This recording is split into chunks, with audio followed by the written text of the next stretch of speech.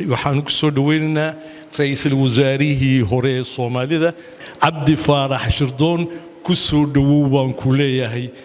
mataqaanaa community-gan Soomaaliyeed ee Sydney ee aad iyo aad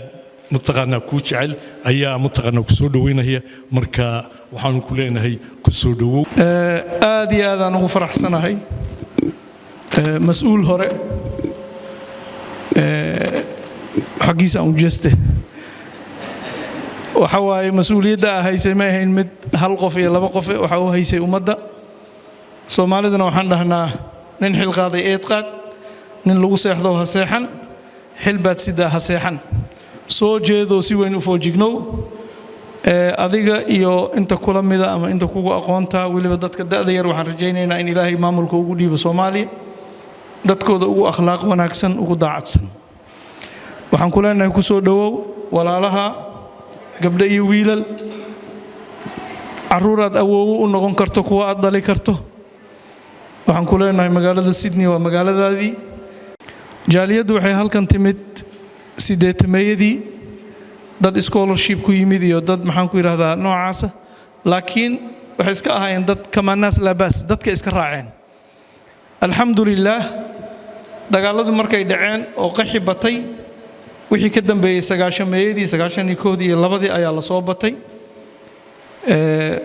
inta badan 92 dadkii iska duurgalka ahaana Ilaahay waa ugu gargaaro waxay deganaan jireen meel mashin oo la yiraahdo Marrickville kulligood hadda ummaday soo dhaxgaleen Ilaahay waa ugu gargaaray annaga qaxan ku nimid ayagana Ilaahay waa ugu gargaaray magaalada marka waa magaalo aad iyo aad u sharaf badan dadka Soomaalida ee muslimiinta ah halkan degan Ilaahay wuxuu sii warbixin yar waayo gaaban runtii way culus tahay dhaqan cusub dal cusub dad cusub waxay aad ugu dadaaleen xagga caruurta iyo waxbarashada meel fiican waa ka gaareen meel aad iyo aad u sareyso ay ka gaareen wadamada Yurubka qaar inaad soo martaa laga yaabaa caruurtooda waxaad arkaysaa gangs waxaad arkaysaa qaar drugs iyo galay magaaladan waa ka nabad qabnaa alxamdulilaahi rabbil caalamiin wax kasto professional and hera laga gaaray laakiin dibkii kale Soomaalida haysto marka damacdo wax qabo midaa ku leeyahay war ninkan soo qurac miya masaqan sax waay ka bacda hawshu iska sii socone laakiin alxamdulillah dad waxaan nahay isjecel midaysan Ilaahay subhanahu wa ta'ala tawfiiqda waafajiye wixii qaladoo naga dhaco Allah naga cafiyo aniga waa iska hadal badanahay laakiin waa soo gabagabayna waxaan ku leeyahay soo dhawow waa idin salaamayaa dhammaan ra'iisul wasaaraheena hore martida sharafta leh oo caawa ka soo baxday inay soo dhaweeyaan madaxdoodii hore waa idin salaamay kulligiin ra'iisul wasaare soo dhawow Cabdi Faarax Shirdoon soo dhawow ku soo dhawow Somali community Sydney ku soo dhawow dadku jecel ku soo dhawow dad Soomaalinimada mar walba u taagan Soomaalidu waa dad aad u xadaarad badan waa community isku duuban waa dad aad maxaan ku leeyahay u dadaala ku soo dhawow Sydney waxaan ku leeyahay madaxdu inay dadkeeda booqato dhaxmarto ka warqabto wax la qaybsato aad baan ugu faraxsanahay inaad noogu timaado Sydney adiga iyo kuwii kale oo naga maqanba oo aad maxaan ku leeyahay tawdaan dadku balin qurbaha ku kala baadiyahay maxaan ku leeyahay annaga haddaan hooyooyinka homesick baan wadaayo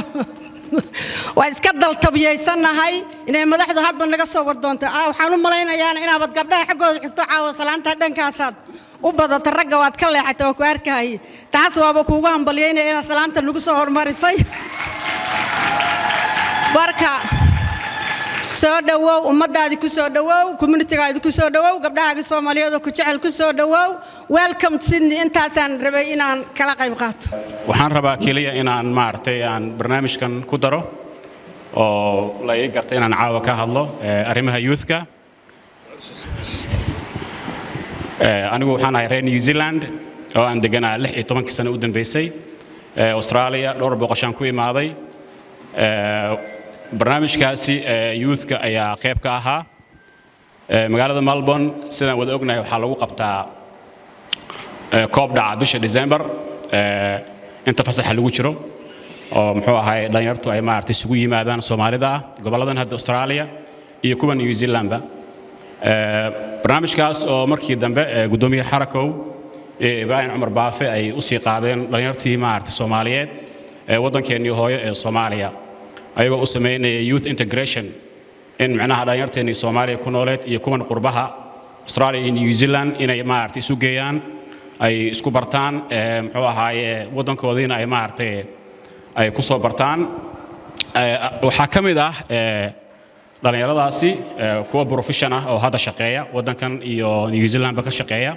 oo xilligaa fasaxa ay ku tageen waddankeennii hooyo magaalada muqdisho garoowe baydhabo meelo badan bay tageen aad bay nooga soleen in fact yani markay soo laabteen community ayaan u shaqeynayay new zealand magaalada hamilton muxuu ahaay barnaamijkaasi marka barnaamij aad u qurux badan buu ahaa waxaan ra'iisul wasaaraheena hore iyo guud ahaan siyaasiyiinta Soomaaliyeed in macnaha barnaamijkaasi wacyigelinta la doonayo in macnaha dhalinyarta waddankii lagu baro xilli kasta oo ay maartay fasax ku jiraan sidii loo geyn lahaa in qayb looga noqdo waxaan marka halkaasi aan idin siinayaa barnaamij kale oo aan arrintaasi aan ku xoojinaynay lagu qabtay waddanka New Zealand ibraahim cumar baafi cabdisalaam herri aan ugu soo booqday asagoo documentary waxaa laga heli karaa YouTube-ka barnaamijkaasi marka ardaydaasi halkaas wax ku baratay fieldiga ay barteen iyo waxay u qabsoomay 30 sano aan ku nooleen waddankaas ayaa maartay taariikh ahaan halka laga heli karaa dhalinyaradu way jecel yihiin dalkii hooyo especially kuwii 95 96 dhashay marka la sheekaystaan dalkii way jecel yihiin laakiin kama haystaan wax badan oo maartay oo maxaa ahay akhbaarada inta badan media caalamka akhriyaan inta badan waxa suurtagal ah inaysan wax badan maartay aysan ka waddankooda ka ogeyn sidoo soo kabanaya horumarku uu sameynaya marka insha Allah taala intaas ayaan ku soo koobaya waad maasantiin dhamaantiina assalaamu calaykum waraxmatullaahi wabarakaatuh waa muhiim dhalinyaradu waa mustaqbalka ummad walba mustaqbalkeedu wuxuu ku xiran yahay hadba dhalinyaradeedu levelkooda aqooneed midooda maartay dhaqan ayuu ku xiran yahay marka waxaan leeyahay waa ku mahadsan tahay walaalkeen waxaan jeclaan lahaa xuseen maxamed nuur oo ah hogaamiye ka mid ah hogaamiyaasha Soomaalida ee dalka Australia inuu u siina fursad uu ku yiraahdo kelimada uu doonayo soona dhaweeyo Faarax Cabdi Faarax hadii Ilaahay yiraahdo xuseen soo dhawo caawa waxaan u maleynayaa inay reer Sydney caawa ay leeyihiin aniga kuma soo talagelin laakiin aad iyo aad aan ugu faraxsanahay habka aad u qabanqaabisan xafladda iyo soo dhaweynta aad ugu talagashay ra'iisul wasaaraheena hore Cabdi Faarax Shirdoon aniga markii saddexaad aan soo dhaweynayo Australia markii hore waxaan ku soo dhaweeyay Brisbane xafladiisaan ka qayb galay kadib waan ku martaqaadnay Melbourne oo noo yimid caawana waa Sydney marka kadibna wuxuu ku laaban doonaa Brisbane halkaas uu ka sii safri doonaa aad iyo aad idin kaga mahad celinayna caawa soo dhaweynta aad soo dhaweyseen iyo xafladan quruxda badan aad u diyaariseen aad iyo aad u mahadsantiin Shirdoon wuxuu nasiib ku helay inuu noqdo Prime Ministerkii Soomaaliya October 2012 ilaa December 2013 inta kadib waqtigiisu waxyaabihii lagu xasuusto haddaan wax yar soo koobo waa taariikh dheer laakiin waa soo koobaya wuxuu ahaa Prime Ministerkii ugu tayada badnaa xagga dawladda xukuumadda marka la yiraahdo oo ay ka koobnaayeen wasiiradu 10 wasiir kaliya meesha hadda ay 70 wasiir yihiin sida awadeed waxa kale lagu xasuustaa barnaamijka inta badan Soomaalidu inta badan markay fiirinayso ay aad uga qayliyaan oo 4.5 dawladdiisaas iyo xukuumaddiisaas kuma aanu qaybin 4.5 wuxuu ku qaybiyay si siman oo 5 ah oo dadku wada siman yahay dhammaan muslimiinta meesha isugu timid martida sharafta leh ee ra'iisul wasaarihii hore walaalkeen Saad Cabdi Faarax dhammaan gabdhaha iyo ragga iyo culimada marti sharafta meesha isugu timid waxaan ku salaamayaa assalaamu calaykum waraxmatullaahi wabarakaatuh saad la socotaanba tacsi baa inoo taala qof kasta oo muslima maanta adduunka ku nool tacsi adag baa inoo taala walaaladeen in lagu duminayo guryaha aad la socotaan Falastiin qof kasta oo muslima dhibaatadiisu qofka kale ee muslimka waajib ay ku tahay inuu ka danqado nabiga calayhi salaatu wasalaam wuxuu yidhi man lam yuhim amawra almu'miniin dadka muslimiinta dhibaatadooda qofka ayna danqin muslimiinta ka mid ma aha marka inagu maanta maxaynu qaban karaa walaaladeen inaynu u ducayno ilaahay subxaanahu wa tacaala inuu shahaadadooda aqbalo kuwa dhaawacmay ilaahay uu boogadhayo qof kasta oo Soomaaliya uu ka digtoonow dulliga laynagu soo wado dalkeenna waa la xaraashay diinteenna waa la xaraashay inaan hor istaagno qof kasta oo Soomaaliya waajib ka saaran madaxda hore iyo madaxda dambe cid walba in la xisaabtamo gabdhuhu ay diinta u istaagaan diintan gabdhaha difaaci jiray maxay ku difaaci jirtay nin kasta oo cadiima adduunka u fiirso rajaynimu ku soo koray hooyaa soo korisay nabiyullaahi maxamed yatiim buu ahaa a'immadii sharafta lahayd iyo raggii khatartahay oo dhan hooyaa soo korisay ragga Soomaaliyeed sharafta loo dhan hooyaa soo korisay hooyooyinkii sharaftiin iyo ciisadii ku noqda rag soo saara dalka iyo diinta iyo dadka difaaca بسم الله الرحمن الرحيم waxaa farxad ah inaan reesidni kala soo qayb galo xafladan sida quruxda badan loo abaabulay waa ka cudur daaranayaa lugtii ugu dambeysay iyo meeshii ugu dambeysay oo aan soo booqdo inay noqoto Sydney aqoonna ma lahayn duruuftuna waa keentay laakiin haddaan sidaan dadka u habaysan oo u abaabulan oo ilbaxa u ah oo dhaqanka ugu dhagan halkan waxaan ka arkayaa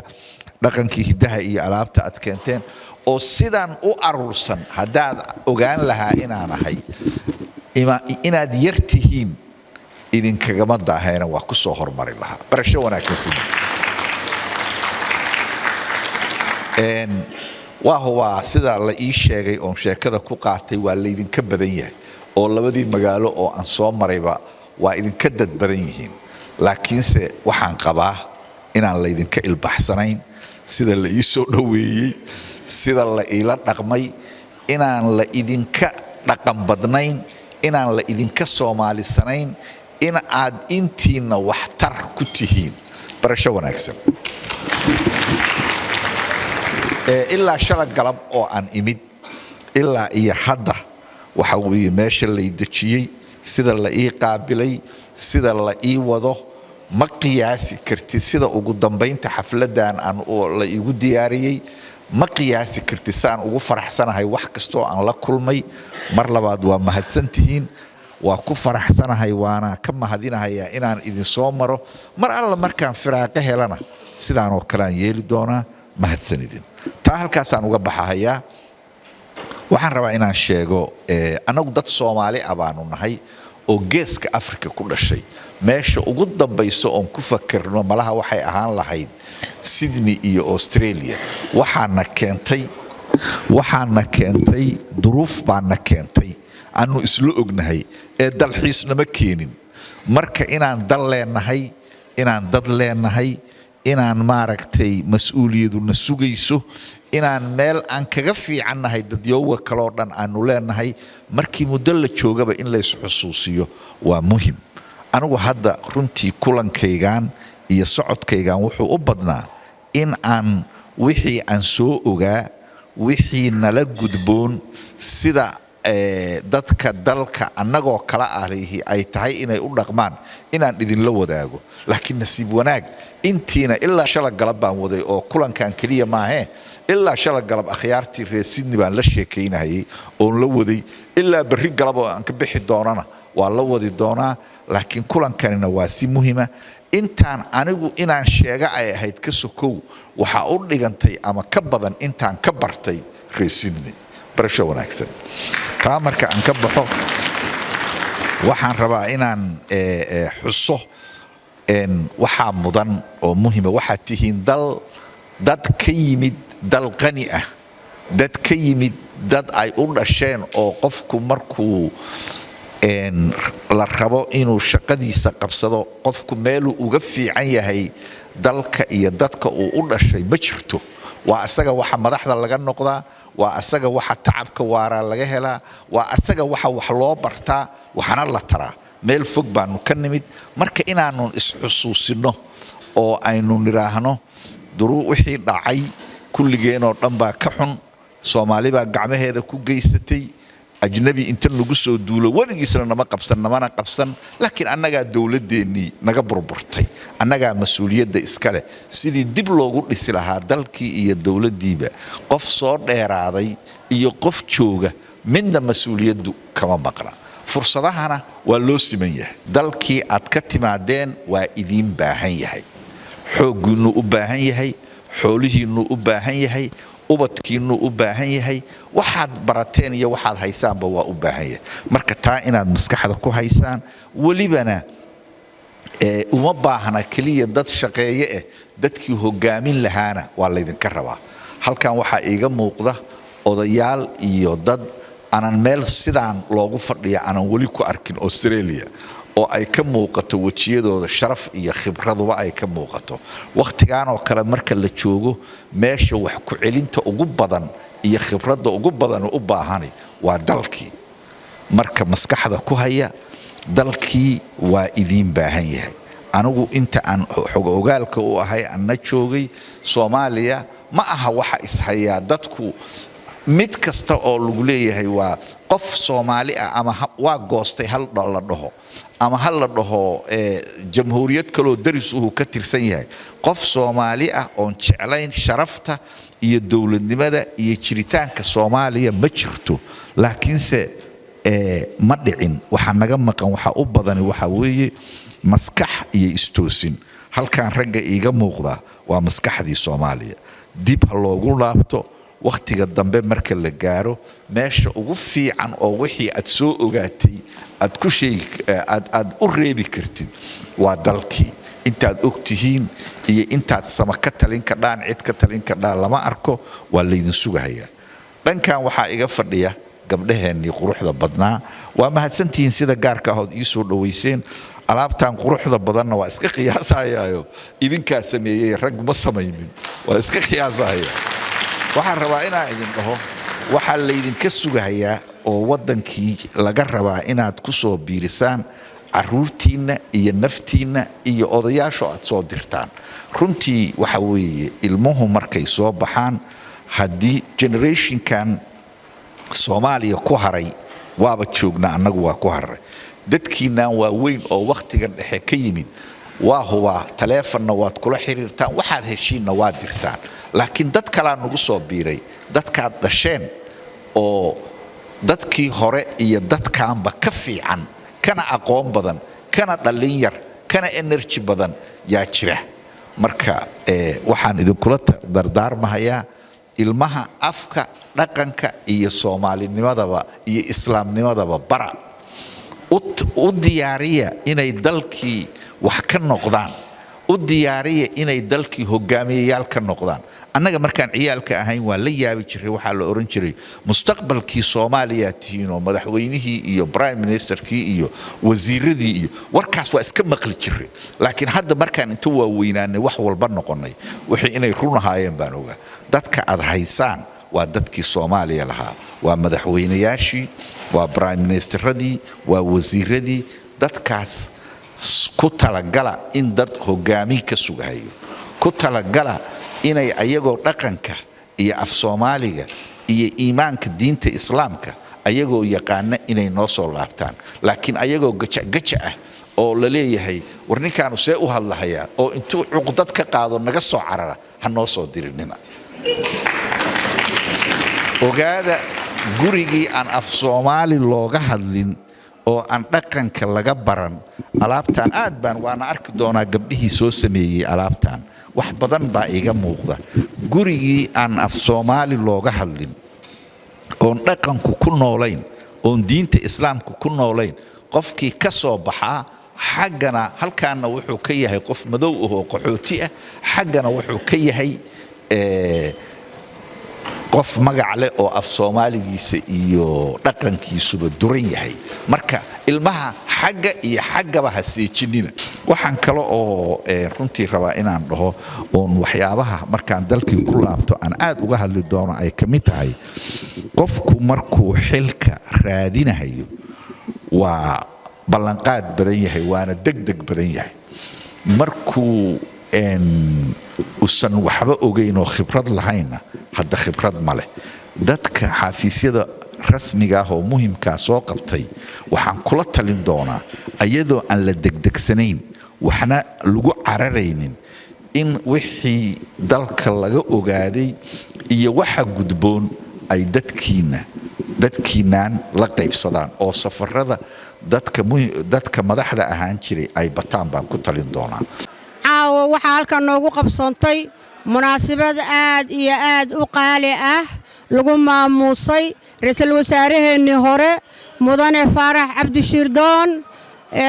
jaaliyadda Soomaaliyeed ee New South Wales Sydney noo yimid na soo booqday